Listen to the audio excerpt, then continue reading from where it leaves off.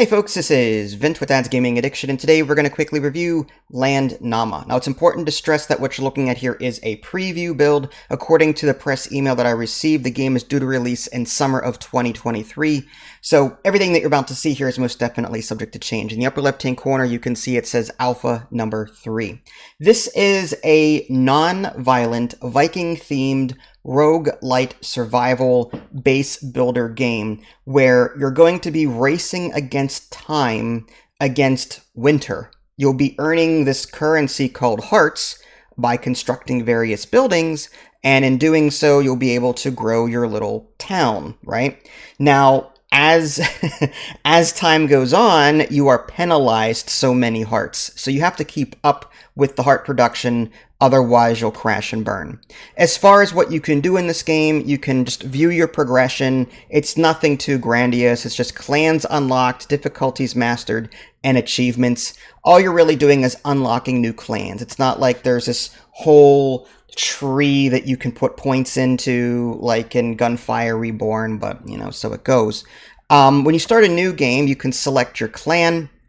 Each clan has different abilities associated with them, like these explorers here say, exploration cost decreased by 1 heart, construction cost increased by 1 heart.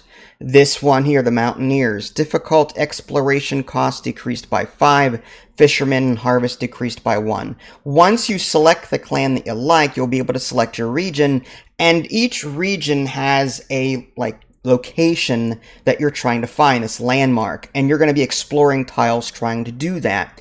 And if you do find this particular landmark tile, you will gain a huge bonus. In this case, with this region, exploration time decreased by 25%.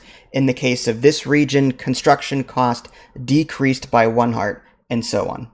In the board game world, playthroughs are typically played out over a series of rounds. In this game, they are played out over a series of years.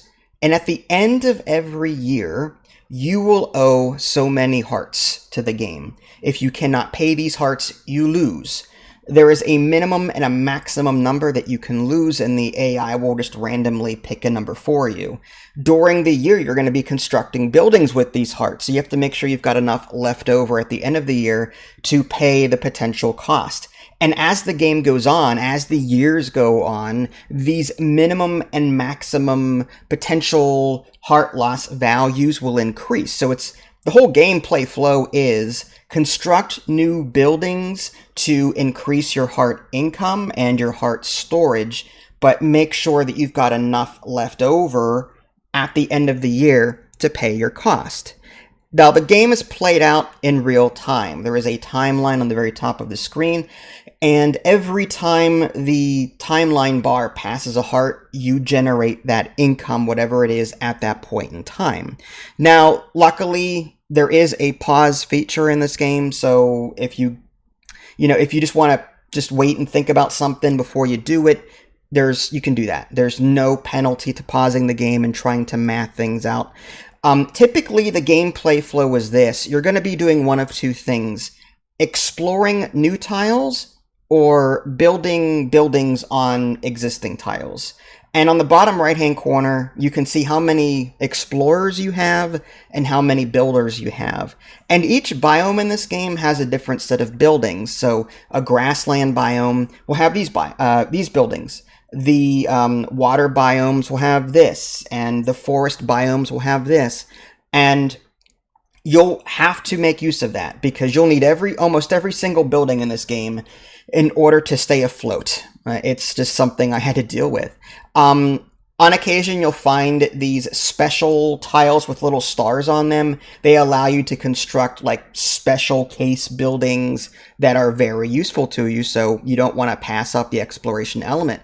There's also these northern light tiles, and there's a landmark that you'll be trying to find during the game as well. And in discovering those particular tiles, you'll gain bonuses of varying types. So as you're playing, you will be presented with nasty things on occasion. Typically, like a choose your own adventure. Pick one of these nasty things, and you'll just have to deal with its consequences. These events don't happen all the time. Typically, it's like once every year. They're annoying, but there are some structures in the game that help you circumvent that to make their effects less troublesome. Now, this game, through and through, is all about heart management. That is it. I mean, there's no special bells and whistles. It's just a lot of math. At least I find that this game is all about doing a lot of math.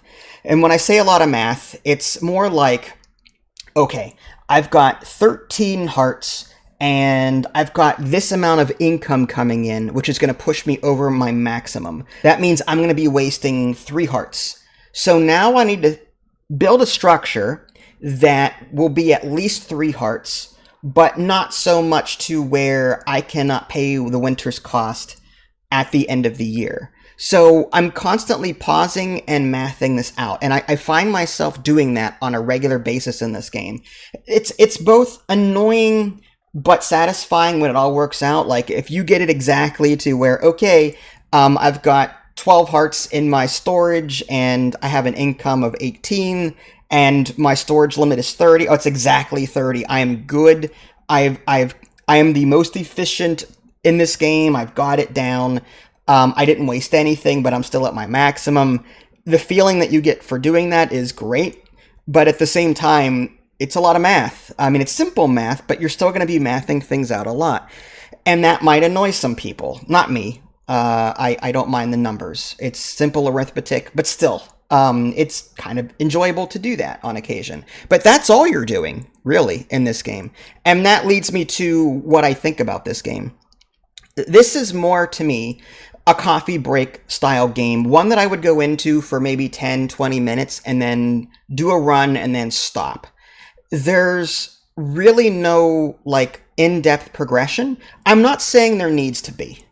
I'm just simply saying I prefer a game with more in-depth progression. I like those classic World of Warcraft talent trees where I can spend months, like in Gunfire Reborn, trying to grind out skill points to try out different builds and to put points into different places. Here, all I'm really doing is unlocking new content, really. But even that amount of content is small. Now, I have to stress that this game is still alpha version number 3.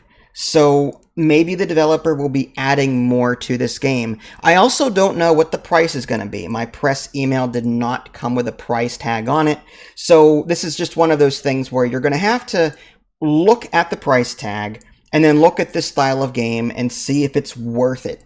I'm enjoying my experience with it, but like I said, I consider this more a coffee break style game, not one I would spend 3, 4, 5 hours getting lost in. It's enjoyable, it's mathy, and there's an element of, you know, light city building aspects to it, but it's not deep enough for my liking. I'm not saying it's not a bad thing, I'm just simply saying, to me, it's just not enough for me to keep playing it over the long haul.